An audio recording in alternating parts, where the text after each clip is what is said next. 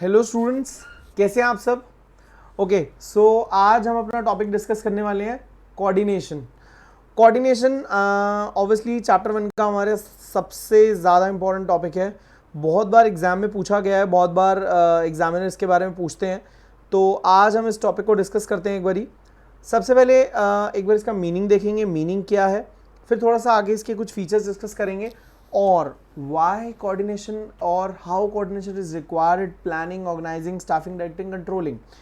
ठीक है, चलो सबसे पहले इसके मीनिंग पे आते हैं। सबसे पहले मीनिंग से स्टार्ट करते हैं। मीनिंग क्या है कोऑर्डिनेशन का।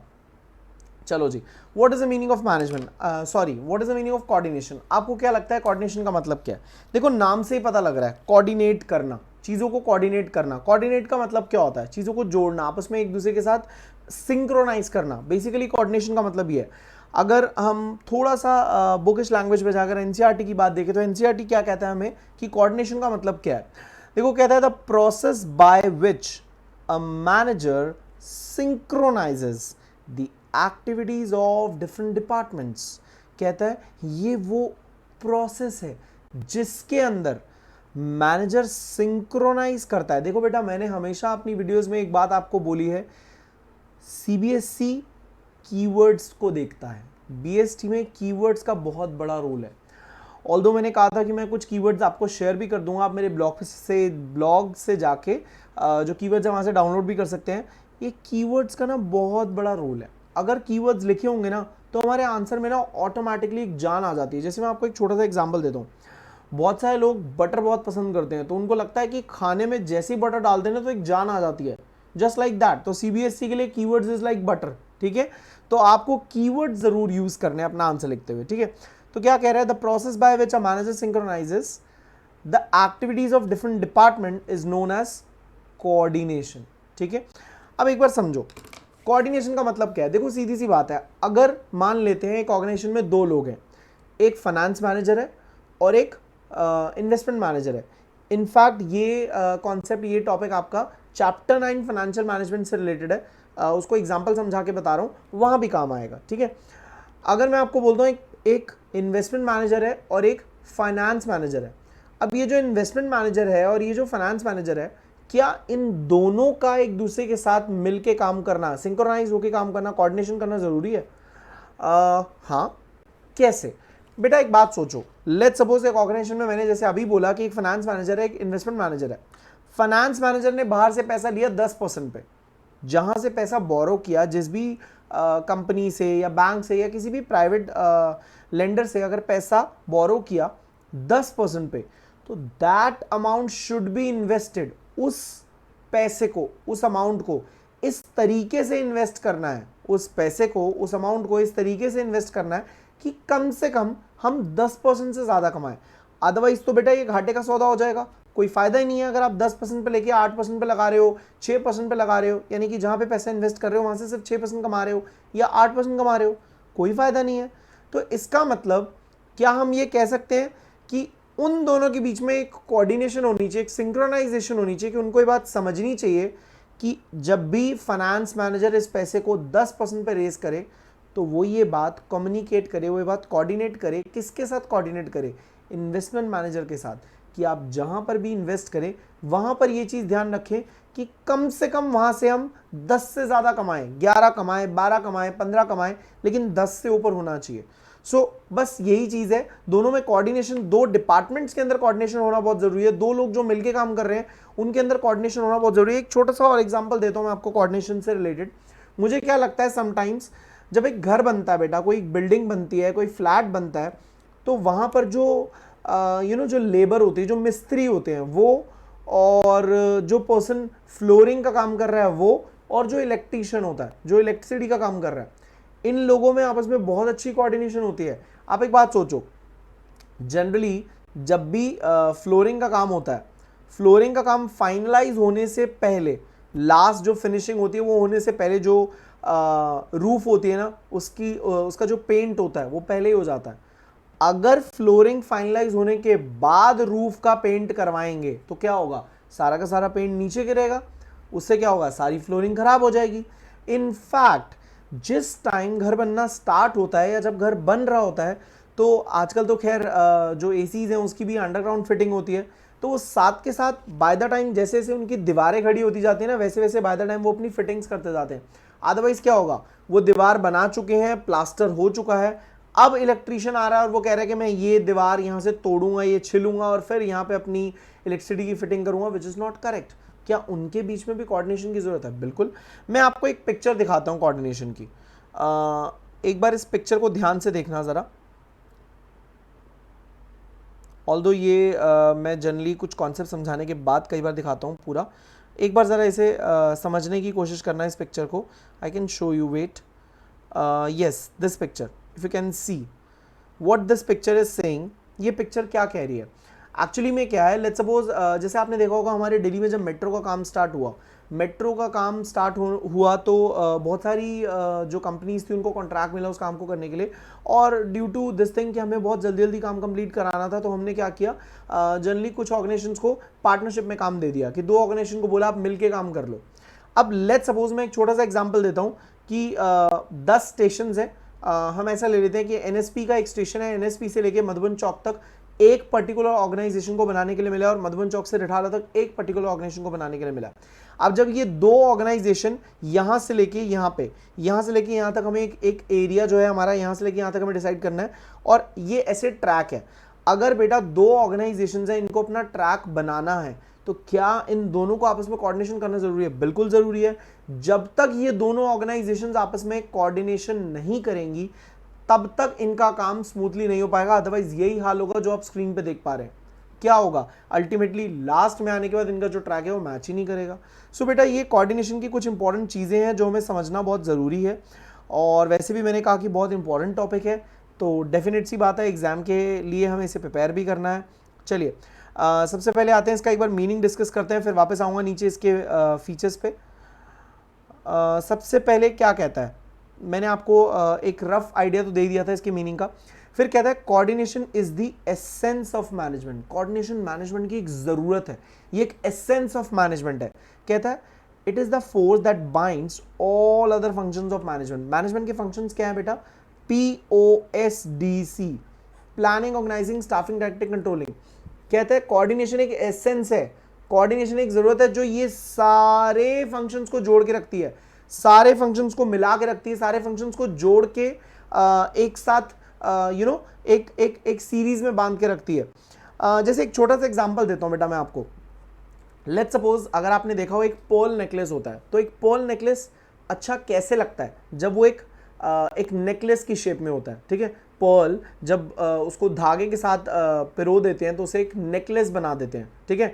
अगर कोई चाहे कि धागे के बिना वो पर्ल यहाँ पे जस्ट चिपका ले, क्या आपको लगता है कि ऐसा करने से वो नेकलेस की शेप देगा या वो नेकलेस जितना अच्छा लगेगा? No, never. सो क्या हम कह सकते हैं कि वो जो धागा है that works as a coordination between them? Yes, exactly. जितने भी वो जो पर्ल है उन सब के बीच में एक कोऑर्डिनेशन की तरह काम करता है वो धागा, राइट। चलिए फिर कहता है it is a common thread that runs through all the activities such as production, purchase, sale, finance to ensure continuity working of an organization. It is through the process of coordination that a manager ensures orderly management of individual group efforts to ensure unity of action in the realization of common objective. हमें unity of action के साथ बिल्कुल सबको मिल के काम करना है, एक साथ मिलके काम करेंगे तभी हमारी ऑर्गेनाइजेशन स्मूथली रन कर पाएगी, तभी उसके जो हमारी ऑर्गेनाइजेशन के ऑपरेशंस है वो स्मूथली रन कर पाएंगे। चलिए नेक्स्ट पे आते हैं इसके फीचर्स पे। ये डेफिनेशन है बेटा बाय हेनरी फ्योल और थियो हायमन, तो आप दोनों में से कोई भी एक लर्न कर सकते हैं। वैसे मैं आपको एक बात बता दूं, ऑथर की डेफिनेशन अगर याद होती है ठीक, नहीं याद होती तो आप उसके पीछे पागलों की तरह पढ़ ना जाएं लर्न करने के लिए। अगर आप नॉर्मली भी उसकी एक्सप्लेनेशन लिख के आते हैं तो भी it is good for you, but it should be appropriate, right. चलिए सबसे पहले आते हैं कैरेक्टरिस्टिक्स ऑफ कोऑर्डिनेशन पे। अब ये कैरेक्टरिस्टिक्स ऑफ कोऑर्डिनेशन क्या है? देखो मैंने आपको जैसा कि बताया था कि मैं हर जो भी टॉपिक हम पढ़ेंगे, जो भी टॉपिक हमने डिस्कस करने हैं, हर टॉपिक का मैं आपको स्लैंग प्रोवाइड कर दूंगा। लेकिन साथ ही साथ मैंने ये भी कहा था अगर आपको लगता है कि आप बिना स्लैंग के भी लर्न कर सकते हैं, आपको स्लैंग की जरूरत नहीं है, तो कोई ज़बरदस्ती नहीं है बेटा, कोई आपके ऊपर फोर्स नहीं है कि आपको स्लैंग फॉलो ही करना है, राइट। फीचर्स ऑफ कोऑर्डिनेशन, मैं आपके लिए यहाँ स्लैंग्स लिख रहा हूँ, फीचर ऑफ कोऑर्डिनेशन का स्लैंग लिख रहा हूँ, आप इसको एक बार नोट डाउन कर लीजिएगा, ठीक है। चलिए इसका स्लैंग है police commissioner raid, that is PC raid, police commissioner raid.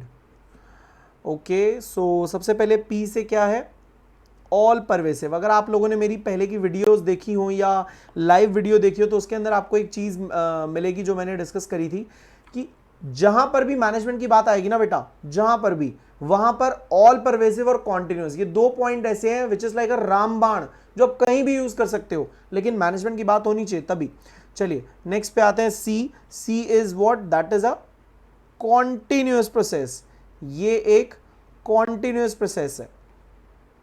Okay, very good.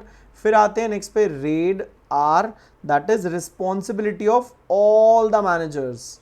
Responsibility of all the managers. And next पे आते हैं, नेक्स्ट इज ए। अब ये ए से क्या है, A is unity of action. Unity of action. Next is I. This is what this is, it integrates group efforts. It integrates group efforts. Next, last रह गया आपका D, that is it is a deliberate function of management. ये एक deliberate function है, मतलब अपनी मर्जी से करने वाला function है, deliberate function of management. ठीक है, ये नोट डाउन कर सकते हो आप। P से that is all pervasive, अगर आप स्क्रीन पे नोटिस कर पा रहे हो, पी से this is all pervasive, this is a continuous process as well, this is responsibility of all the managers, this is unity of action, it integrates group effort as well as it is a deliberate function of management. बस यही चीज़ मैं आपको समझाना चाह रहा था। अगर आप इसका स्लैंग लर्न करना चाहते हैं, आप इन फीचर्स को, हेडिंग्स को लर्न करना चाहते हैं, तो आप ये स्लैंग फॉलो कर सकते हैं, लेकिन कोई फोर्स नहीं है। अगर आपको लगता है कि आप नहीं फॉलो करना चाहते तो कोई दिक्कत नहीं है, ऐसी कोई ज़बरदस्ती नहीं है कि आपको उसे फॉलो करना ही करना है, राइट। चलो जी, अब आते हैं सबसे पहले इसके पॉइंट्स डिस्कस करते हैं। सबसे पहला point, again it is all pervasive. मैंने आपको पहले भी कहा, जैसे कि मैनेजमेंट है, management is all pervasive, it requires at all levels of management. इसी तरीके से कोऑर्डिनेशन भी एक परवेसिव फंक्शन ऑफ मैनेजमेंट है, that is it requires at all levels of management. Her level पे हमें कोऑर्डिनेशन की जरूरत है। क्या टॉप लेवल को कोऑर्डिनेशन की जरूरत नहीं है? बिल्कुल है। क्या मिडिल लेवल को कोऑर्डिनेशन की जरूरत नहीं है? बिल्कुल है। क्या ऑपरेशन लेवल को कोऑर्डिनेशन की जरूरत नहीं है? बिल्कुल है। So that means all levels of organisation, all levels of management in the organisation हमें कोऑर्डिनेशन की जरूरत है। फिर कहता है it is a continuous process. Now बेटा what is the meaning of continuous process? See, continuous process का meaning बिल्कुल सिंपल है। कॉन्टिन्यूस प्रोसेस का मतलब क्या है? Continuous process that means it should be followed on a regular basis. सिर्फ एक बार फॉलो करने से कुछ नहीं होगा, आपको इसे बार बार रेगुलर बेसिस पे फॉलो करनी पड़ेगी। अगर आप इसे रेगुलर बेसिस पे फॉलो नहीं करोगे तो एक बार फॉलो करने से काम नहीं चलेगा। जस्ट लाइक मैनेजमेंट, क्या मैनेजमेंट सिर्फ हम एक बार फॉलो करेंगे तो हमारा काम हो जाएगा? Not possible. Okay, very good. एक बार जरा पढ़ लेते हैं। देखो कह रहे हैं coordination is not a one time function of management but a continuous process. It begins at planning stage and continues till controlling. ये प्लानिंग पे शुरू होता है और कंट्रोलिंग तक चलता रहता है। सिर्फ एक बार फॉलो करने से आपका काम नहीं चलेगा। आप अगर ये सोचोगे कि एक बार फॉलो कर लिया है तो हमारा काम चल जाएगा, दैट्स नॉट पॉसिबल। सिर्फ एक बार फॉलो करने से काम नहीं चलेगा, हमें बार बार इसको फॉलो करना ही पड़ेगा, राइट। बार बार हर लेवल पे इसको फॉलो करना पड़ेगा। It is required at all levels of management on a continuous basis. Okay, चलिए आगे चलते हैं। नेक्स्ट पे आते हैं। नेक्स्ट क्या कहता है? नेक्स्ट कहता है it ensures unity of action. Now what is the meaning of unity of action? देखो बचपन में हमने एक स्टोरी पढ़ी थी, यूनिटी ऑफ एक्शन, एकता में बल। अगर आपको याद होगा, वो एक ओल्ड पर्सन होता है, उसके 4 बेटे होते हैं, 5 बेटे होते हैं, उन सबको बुलाता है, वो एक एक लकड़ी मंगवाता है, फिर उसको कहता है कि अगर आप इसको एक सिंगल तोड़ो, फिर कहता है कि सब इसको मिल के इकट्ठे तोड़ो। अब बताओ कि क्या ये पॉसिबल है, क्या ऐसा हो सकता है? सेम चीज़ बेटा, एक्चुअली में यहाँ पे हमें कोऑर्डिनेशन यूनिटी सिखाता है। कोऑर्डिनेशन कहता है the purpose of coordination is to secure unity of action in the realization of a common purpose। देखो एक ऑर्गेनाइजेशन में जब हम काम कर रहे हैं, आप, मैं, हम 4-5 लोग अगर मान लो एक ऑर्गेनाइजेशन में काम करने जाते हैं, तो अल्टीमेटली वहां पर काम करने का जो हमारा कॉमन पर्पस है वो एक ही है। सेम पर्पस के लिए, सेम गोल के लिए हम काम कर रहे हैं। तो हमें वहां पर इस चीज़ को समझना चाहिए कि जो डिफरेंट डिपार्टमेंट्स है, अगर हम उनके साथ कोऑर्डिनेट करके काम करेंगे, उनके साथ मिलके काम करेंगे, तो डेफिनेटली हमारी ऑर्गेनाइजेशन के लिए बेटर होगा और हमें अपने गोल को अचीव करने में भी बेनिफिट मिलेगा। ठीक है, नेक्स्ट पॉइंट पे आते हैं। नेक्स्ट कहता है इट इंटीग्रेट्स ग्रुप एफर्ट्स। अब इसका क्या मतलब है, इट इंटीग्रेट्स ग्रुप एफर्ट। देखो बेटा, हर ऑर्गेनाइजेशन में ना हर इंडिविजुअल काम कर रहा है। जैसे मैं आपको एक छोटा सा एग्जांपल देता हूँ। एक कंपनी है जो कार बनाती है, क्या एक कंपनी जो कार बनाती है एक सिंगल पर्सन है जो कार बना लेता है? क्या एक अकेला पर्सन पूरी कार को खुद मैन्युफैक्चर कर लेता है? Not possible. डिफरेंट डिफरेंट लोग वहां पर आते हैं, डिफरेंट डिफरेंट लोग अपने अपने काम कर रहे हैं, और उन सारे एफर्ट्स को जोड़ने के बाद एक फाइनल आउटकम निकलता है जिसे हम फिनिश गुड्स बोलते हैं। ये कभी भी पॉसिबल नहीं है कि सिर्फ एक पर्सन के काम करने से पूरा हम बोलें कि प्रोडक्ट बन जाए। That's not possible. देखो यहां पर यही लिखा है, कहता है coordination is needed in group effort not in individual efforts. एक अकेला पर्सन काम कर रहा है, उसको कोऑर्डिनेशन की जरूरत ही नहीं है। There is no need of coordination when an individual works, but when two or more people come together to achieve common goal, then there is a need to coordinate their efforts in common direction। जैसे मैं आपको एक example देता हूँ बेटा, let's suppose अगर मैं अपने इंस्टीट्यूट पे क्लासेस लेता हूँ, ठीक है, मैं सुबह जाता हूँ, अपना इंस्टीट्यूट ओपन अप करता हूँ, थोड़ी देर बैठता हूँ, नोट्स बनाता हूँ, उसके बाद क्लासेस देता हूँ, घर आ जाता हूँ। फिर सुबह जाता हूँ, ओपन करता हूँ, थोड़ी देर बैठता हूँ, नोट्स बनाता हूँ, क्लासेस देता हूँ, घर आ जाता हूँ। मुझे किसी के साथ कोऑर्डिनेशन करने की जरूरत नहीं है। क्यों? क्योंकि मैं अकेला काम कर रहा हूँ। अगर मैं बोलता हूं कि वहां पर ऑलरेडी मेरे अलावा 3 टीचर्स और मेरे साथ काम कर रहे हैं, तो क्या मुझे उनके साथ कोऑर्डिनेशन करना पड़ेगा? क्या उनके साथ कोऑर्डिनेट करना पड़ेगा? बिल्कुल करना पड़ेगा। हो सकता है कभी ऐसा भी हो जाए कि मेरी क्लास चल रही है तो उनके स्टूडेंट्स आ जाए, या उनकी क्लास चल रही है और मैं वहां पहुंच जाऊं और मेरे स्टूडेंट पहुंच जाए अपनी क्लास लेने के लिए। क्यों? क्योंकि हमने कोऑर्डिनेट नहीं किया। तो जहां पर एक से ज्यादा लोग काम करते हैं वहीं पे कोऑर्डिनेशन की जरूरत पड़ती है। एक सिंगल पर्सन के लिए हमें कोऑर्डिनेशन की जरूरत नहीं होती है। चलिए, ये हम ऑलरेडी डिस्कस कर चुके हैं that it is at all pervasive, it requires at all levels of management. Okay, last में कहता है, सेकंड लास्ट पॉइंट है ये, क्या कहता है? कहता है coordination is responsibility of all the managers, all the person. Basically her manager, every function, coordination वो फंक्शन है जो एवरी मैनेजर को एक ऑर्गेनाइजेशन में फॉलो करना है। क्या सिर्फ एक ही पर्सन के फॉलो करने से काम हो जाएगा? Not possible. तो इसका मतलब हर मैनेजर को, हर पर्सन को ये बात समझना होगा कि हमें कोऑर्डिनेट करना है। Yes, exactly, it is obviously required at all levels of management, so all manager should think this thing, right? Okay, last point पे आते हैं, coordination is a deliberate function of management. ये मेरा सबसे फेवरेट पॉइंट है। इसके अंदर एक लाइन आती है जो मुझे बहुत अच्छी लगती है। यहाँ क्या लिखा है? कहता है cooperation in the absence of coordination. Please इस लाइन को ध्यान से समझना, बहुत डीप मीनिंग है। Cooperation in the absence of coordination may lead to wasted efforts, and coordination without cooperation may lead to dissatisfaction among employees। मैं एक छोटा सा एग्जांपल देता हूं इस पे आपको। होता क्या है, यहां पर ये एक बात समझाने की कोशिश कर रहा है, हमें कह रहा है cooperation in the absence of coordination.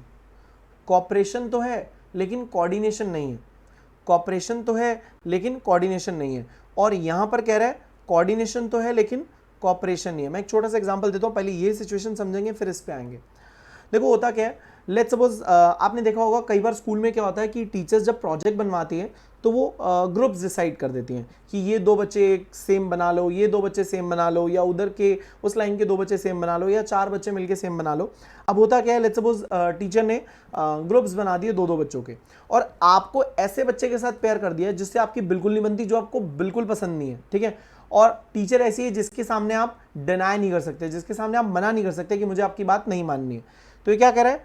Coordination without cooperation. अब आप उसके साथ कोऑर्डिनेट तो कर रहे हो लेकिन कोऑपरेशन नहीं है। क्यों? क्योंकि आप उससे बात ही नहीं करना चाहते, आप उसकी शक्ल नहीं देखना चाहते, आप उसके साथ बैठना नहीं चाहते, लेकिन टीचर ने आपको उसके साथ टीम अप कर दिया। अब होगा क्या? अल्टीमेटली डिससैटिस्फैक्शन हो रही है, गुस्सा आ रहा है, आप वो काम करना नहीं चाह रहे लेकिन फिर भी कर रहे हो। क्यों? क्योंकि टीचर ने बोला।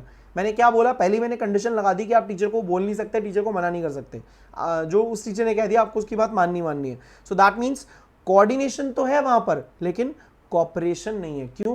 क्योंकि आप नहीं चाहते उससे बात करना, आप नहीं चाहते उसके साथ काम करना। उस सिचुएशन में हमें डिससैटिस्फैक्शन होती है। एम्प्लॉइज को अगर रिलेट करके देखो एक ऑर्गेनाइजेशन के अंदर, तो एम्प्लॉइज अपने आप में एक डिससैटिस्फाई फील करते हैं, ठीक है। और दूसरी सिचुएशन क्या कह रहा है? जहां पर कह रहा है कॉपरेशन तो है लेकिन कोऑर्डिनेशन नहीं है। आपका जो फ्रेंड है, आपको उसके साथ ही टीम अप किया है, बहुत अच्छा फ्रेंड है, आपको पता है कि यार चल कोई दिक्कत नहीं है, हम इसके साथ मिलके बना लेंगे प्रोजेक्ट, ये तो मेरा फ्रेंड ही है, कभी भी घर आ जाएगा, कभी भी हम बैठ के साथ में बना लेंगे। लेकिन एक छोटी सी दिक्कत है, छोटी सी दिक्कत क्या है कि आप बहुत इंटेलिजेंट हो और आपका जो फ्रेंड है वो बिल्कुल भी इंटेलिजेंट नहीं है, मतलब वो लीस्ट इंटरेस्टेड है प्रोजेक्ट बनाने में। तो अब क्या होगा, कॉपरेशन तो है, आपका बहुत अच्छा दोस्त है, वो आपके साथ कॉपरेट करने के लिए रेडी है, लेकिन कोऑर्डिनेशन नहीं है, कभी बताता ही नहीं है कब क्या करना है क्या नहीं करना। या दूसरे वाले के लिए भी बोल सकता हूँ मैं कि जो पर्सन ज़्यादा इंटेलिजेंट नहीं है वो परेशान है इस बात से कि इंटेलिजेंट वाला कभी कुछ बताता ही नहीं है, अपनी मर्जी से सारा काम कर लेता है, सब कुछ कर लेता है। तो अल्टीमेटली जो एवरेज बच्चा है उसके तो जो एफर्ट्स हैं वो बिल्कुल वेस्टेड हैं। क्यों? क्योंकि उसने बहुत सारी चीज़ें फाइंड आउट करके रखी थी, उसको लगा था ऐसे करेंगे वैसे करेंगे, मैं उसे बता दूंगा, लेकिन जो इंटेलिजेंट बच्चा उसने पहले ही सब कुछ बना लिया। सो कॉपरेशन तो है लेकिन कोऑर्डिनेशन नहीं है, राइट? वो अपनी मर्जी से सब कुछ रेडी करके बैठा है। सो सेम चीज़ ऑर्गेनाइजेशन में भी होती है। ऑर्गेनाइजेशन के अंदर भी अगर कॉपरेशन है और कोऑर्डिनेशन नहीं है तो डेफिनेटली आपके वेस्टेड एफर्ट्स होते हैं, और अगर कोऑर्डिनेशन है और कॉपरेशन नहीं है देन डेफिनेटली एम्प्लॉयज़ को बहुत ज़्यादा डिससैटिस्फैक्शन फील होती है। चलिए हमने अपने फीचर्स कवर अप कर लिए हैं, नेक्स्ट पे आते हैं बेटा। Next is importance of coordination.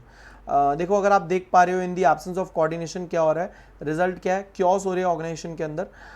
देखो मैंने पहले भी बोला कि इंपॉर्टेंस, नीड और सिग्निफिकेंस, ठीक है, ये तीनों चीजें बेसिकली, तीनों चीजें एक ही चीज है, एक ही आंसर है इसका अगर आपको इन तीनों में से कुछ भी पूछा जाए। मतलब basically why it is important, क्यों इंपॉर्टेंट है, why it is important, coordination की जरूरत क्या है, why it is needed, why it is needed, right. चलो सबसे पहले कहता है first point, grow in size. देखो मैंने आपको पहले बता दिया कि नीड, सिग्निफिकेंस या इंपॉर्टेंस, वाई इंपॉर्टेंट, क्यों, क्या जरूरत है। भाई सीधी सी बात है, अगर ऑर्गेनाइजेशन साइज में ग्रो करेगी तो हमें कोऑर्डिनेशन की जरूरत पड़ेगी। सर साइज में ग्रो करेगी इसका मतलब, यस बेटा, अभी जैसे मैंने आपको एग्जांपल दिया था कि मैं एक अकेला पर्सन ऑर्गेनाइजेशन चला रहा हूं, एक अकेला पर्सन अपना इंस्टीट्यूट चला रहा हूं, तो मुझे किसी की कोई जरूरत नहीं है, ना ही किसी से कोऑर्डिनेट करना है, ना ही किसी से पूछना है, ना ही किसी को बताना है। लेकिन अगर एक से ज्यादा लोग मेरी ऑर्गेनाइजेशन में काम कर रहे हैं, मैं 3 लोगों के साथ या 4 लोगों के साथ अपना इंस्टीट्यूट रन कर रहा हूं, देन डेफिनेटली मुझे उनके साथ कोऑर्डिनेट करना पड़ेगा, कब मेरी क्लास है, कब उनकी क्लास है, कब किसी और की क्लास है। सो दैट मीन्स कहता है an organisation grow in size, the number of people employed by the organisation also increases, it become necessary for the organizational efficiency to harmonize, ये स्पेलिंग गलत है, ऐसे होगा ये हार्मोनाइज, सॉरी टाइपिंग एरर है, and individual goals organisation goal through coordination, harmonise the individual goals with the organisation goals for the purpose of coordination, coordination के through ही हम ये कर सकते हैं। नेक्स्ट पे आते हैं, नेक्स्ट क्या बताता है, नेक्स्ट कहता है functional differentiation. Now what is the meaning of functional differentiation? कहता है function of an organisation are divided into departments, divisions and sections. एक ऑर्गेनाइजेशन में जो फंक्शंस होते हैं वो डिफरेंट डिफरेंट डिपार्टमेंट्स में डिवाइडेड होते हैं, डिफरेंट डिफरेंट डिविजन्स और सेक्शंस में डिवाइडेड होते हैं। कहता है all departments may have their own objective, policies, their some style of working, the process of linking the activities of various department accomplishing organisation goal. Basically हर जो department है वो अपने अपने लिए काम कर रहा है, लेकिन उनको एक दूसरे के साथ कोऑर्डिनेट करना, एक दूसरे के साथ कोऑर्डिनेशन करना बहुत जरूरी है।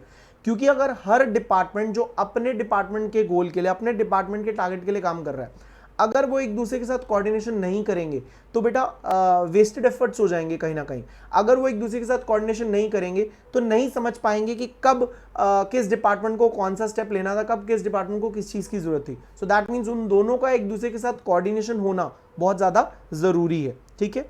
नेक्स्ट पे आते हैं स्पेशलाइजेशन। अब ये स्पेशलाइजेशन का क्या मतलब है? वो कहता है कि अगर हम आजकल की मॉडर्नाइजेशन देखें, मॉडर्न ऑर्गेनाइजेशन देखें, तो जितनी भी ऑर्गेनाइजेशंस है ना वो अपने पास डिप्लॉय करती हैं हर चीज़ के लिए एक स्पेशलिस्ट, हर चीज़ के लिए एक स्पेशलिस्ट डिप्लॉय करती है, मतलब अपने पास एम्प्लॉयमेंट में रखती हैं हर पर्सन एक स्पेशलिस्ट। जैसे अगर आप देखो कि कोई ऑर्गेनाइजेशन है, लेट्स सपोज हम किसी डेवलपर्स की बात कर लेते हैं जो फ्लैट्स बना रहे हैं, कोई रेजिडेंशियल कंपनीज, रेजिडेंशियल ऑर्गेनाइजेशन जो घर बना रही हैं या फ्लैट्स बना रही हैं या सोसाइटीज़ बना रही हैं, तो वो क्या करती हैं कि अपने पास अलग से एक आर्किटेक्ट भी रखती हैं, एक इंटीरियर डिज़ाइनर भी रखती हैं, और अपने पास एक चार्टर्ड अकाउंटेंट भी रखती हैं, और भी फर्दर जितनी भी चीज़ों के लिए उनको प्रोफेशनल चाहिए होते हैं उस चीज़ के लिए वो अपने पास प्रोफेशनल रखती हैं। लेकिन कहता है कि इससे ना एक प्रॉब्लम आ जाती है। क्या होता है कि जो भी प्रोफेशनल्स होते हैं, जैसे लेट्स सपोज आप एक प्रोफेशनल हो, मैं एक प्रोफेशनल हूँ, तो आपके अंदर ये बात है कि भाई मैं इनसे कोऑर्डिनेट क्यों करूँ, मैं तो अपने काम में स्पेशलाइज हूँ, मुझे किसी की क्या जरूरत है। हो सकता है मैं भी यही बात सोचता हूँ कि मैं आपके साथ कोऑर्डिनेट क्यों करूँ, मेरे को तो अपना काम करना है, मैं तो अपने काम में स्पेशलाइज हूँ, मुझे आपसे क्या लेना है। तो बेटा लेकिन इस सिचुएशन में क्या होता है, जब दोनों एक दूसरे के साथ कोऑर्डिनेट नहीं करते ना, तो प्रॉब्लम हो जाती है। देखो अगर मैं आपको एक छोटा सा एग्जांपल देता हूँ। जैसे जनरली क्या होता है, जब आपने देखा होगा, जब भी हम कोई फ्लैट्स खरीदते हैं, आपने सुना होगा, अगर देखा नहीं होगा तो, या आपने अपने पेरेंट्स से कभी सुना होगा कि जनरली हम जब फ्लैट्स खरीदते हैं तो फ्लैट्स में क्या होता है, हमारी ना पेमेंट्स डिसाइडेड होती हैं कि इनिशियली आप लेट्स सपोज 5 लाख रुपीस दोगे, फिर आफ्टर 5 मंथ्स या 3 मंथ्स आपको फिर से 1 लाख रुपीस देना है, फिर आफ्टर 5 मंथ्स आपको फिर से 2 लाख रुपीस देना है। इस तरीके से ना चीज़ें डिसाइडेड होती हैं, ठीक है। तो अब ये जो आपसे पैसा मांगते हैं कुछ टाइम पीरियड के बाद, 5 महीने के बाद इतना पैसा चाहिए, 10 महीने के बाद इतना पैसा चाहिए, फिर अगले 5 महीने के बाद इतना पैसा चाहिए, ये कैसे मांग लेते हैं? क्या ये कोई कैलकुलेशन करते हैं, ऐसे हवा में बोल देते हैं कि 5 लाख दे दो, 10 लाख दे दो? नहीं, ऐसा नहीं होता बेटा। ये इसकी प्रॉपर एक कैलकुलेशन करते हैं। कैलकुलेशन कैसे करते हैं भाई? देखो सीधी सी बात है, ये इसमें कैलकुलेशन करने के लिए ना एक चीज़ डिसाइड करते हैं। ये कहते हैं कि पहले हम ये देखेंगे कि how much of the percentage, how much percentage of completion, basically percentage completion देखते हैं। परसेंटेज कंप्लीशन के बेसिस पे ये कॉस्ट निकाल लेते हैं बेटा कि कितना पैसा हमारा अब तक लग चुका है, तो हमें उतना पैसा रिकॉल करना है। लेकिन अब ये परसेंटेज कंप्लीशन कौन बताएगा? परसेंटेज कंप्लीशन बताने का काम होता है किसका? आर्किटेक्ट का।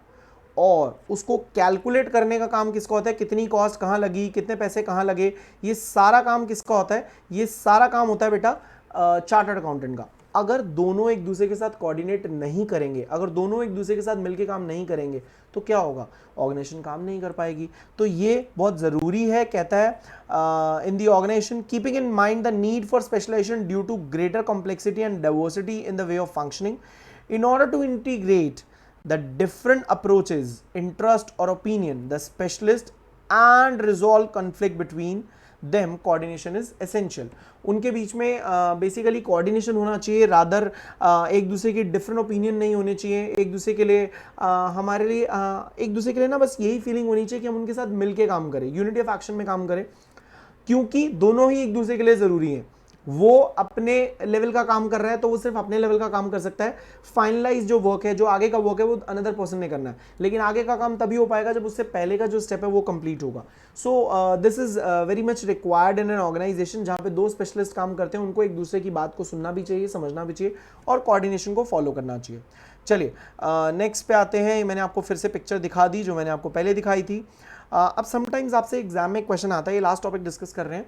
समटाइम एग्जाम में क्वेश्चन आता है, coordination is not a separate function of management, it is the essence of management. ये मैनेजमेंट की एसेंस है, ये मैनेजमेंट की ज़रूरत है। मतलब अगर एक ऑर्गेनाइजेशन में हम मैनेजमेंट को फॉलो कराना चाहते हैं तो हमें कोऑर्डिनेशन करना पड़ेगा। कोऑर्डिनेशन के बिना कुछ नहीं हो सकता। देखो मैं आपको ब्रीफ में बता देता हूँ। ऑल्दो कुछ बुक्स के अंदर इसका आंसर कुछ अलग तरीके से लिखा हुआ है, कोऑर्डिनेशन को एक्सप्लेन किया हुआ है, फिर उसके नीचे इंपॉर्टेंस लिखी हुई है।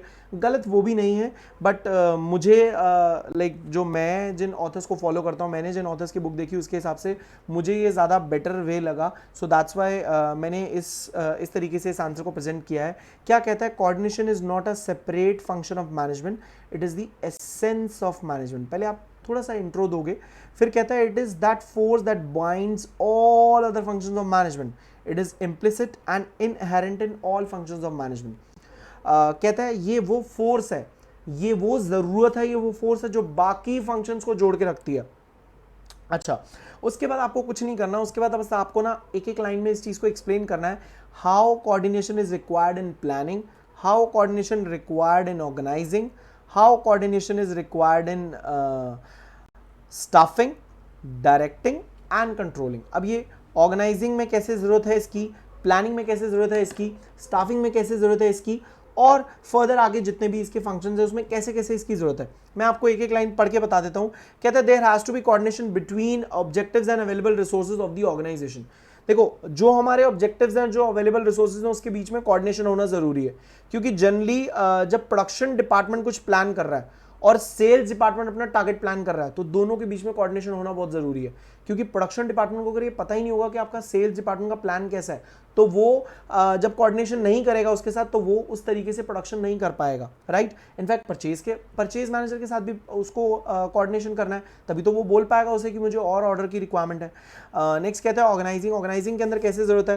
देखो ऑर्गेनाइजिंग में कहता है there has to be coordination between the resources of an organisation and activities to be perform. जो भी हमारे पास रिसोर्सेज हैं और क्या एक्टिविटीज़ हमें परफॉर्म करनी है, उन सब चीज़ों के बीच में कोऑर्डिनेशन होना ज़रूरी है। देखो अगर कोई फाइनेंस मैनेजर है, लेट्स सपोज एक फाइनेंस मैनेजर है, एक ऑर्गेनाइजेशन में काम करता है, उसको फंड्स रेज करने की अथॉरिटी नहीं है, लेकिन अगर फंड्स रेज नहीं कर पाया और वो पेमेंट्स नहीं कर पाया, उसकी वजह से हमें पेनल्टी लग गई, इस चीज़ के लिए उसको बोला जा रहा है। दैट मीन्स उसके पास अथॉरिटी नहीं है, लेकिन फिर भी रिस्पॉन्सिबिलिटी उसके ऊपर है। तो ये एक कोऑर्डिनेशन होना बहुत ज़रूरी है, उसके पास उतनी अथॉरिटी होनी चाहिए ताकि वो एफिशिएंटली उन फंड्स को रेज कर पाए और उन्हें पे ऑफ भी कर पाए। फिर कहता है स्टाफिंग। अब स्टाफिंग के अंदर भी एक कोऑर्डिनेशन होना चाहिए, हमें पता होना चाहिए कि कौन सा पर्सन किस काम के लिए बेस्ट है और उसको वही काम देना है। आप एक चार्टर्ड अकाउंटेंट को अगर फाइनेंशियल नेचर का काम दोगे तो डेफिनेटली बहुत अच्छे से करेगा। अगर आप उस पर्सन को कोई ऐसा काम दे दोगे, लेट्स सपोज एचआर का काम दे दोगे, तो डेफिनेटली वो उस काम को अच्छे तरीके से नहीं कर पाएगा। फिर कहता है directing. There has to be coordination among the orders, instructions and suggestions in an organisation.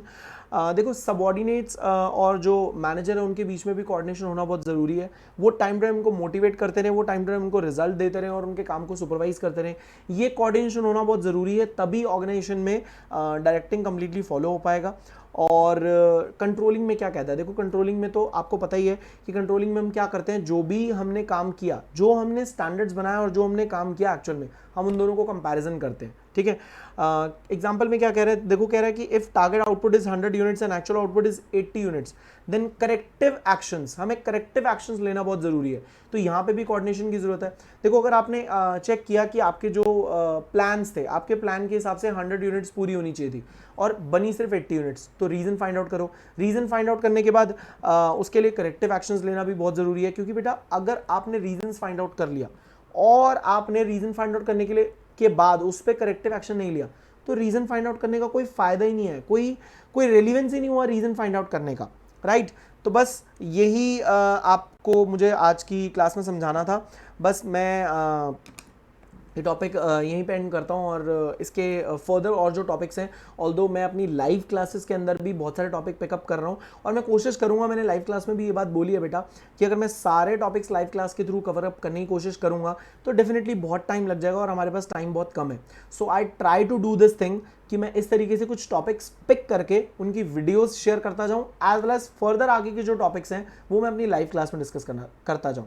अगर आपको लगता है कि कोई टॉपिक आपको इंपॉर्टेंट लगता है या आपको ऐसा लगता है कि सर ये टॉपिक मुझे ज़्यादा अच्छा लगता है, आप इस पर वीडियो बनाओ, तो प्लीज़ आप नीचे कॉमेंट करके मुझे बताओ।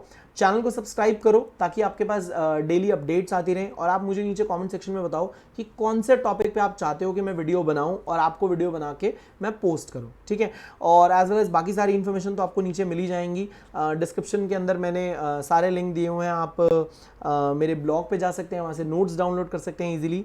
फर्दर आगे मैं कीवर्ड जो समरी भी उस पर ही अपलोड करूँगा और आप टेलीग्राम की चैट भी वहाँ से ज्वाइन कर सकते हैं, टेलीग्राम का जो चैनल है वहाँ से सब्सक्राइब कर सकते हैं और एज वेल एज हमारा जो फेसबुक पेज है उसका भी लिंक और जो इंस्टाग्राम का पेज है उसका भी लिंक आपको वहीं पे मिल जाएगा, तो आप उसे भी वहाँ से लाइक कर सकते हैं, ठीक है। चलिए, थैंक यू सो मच बेटा।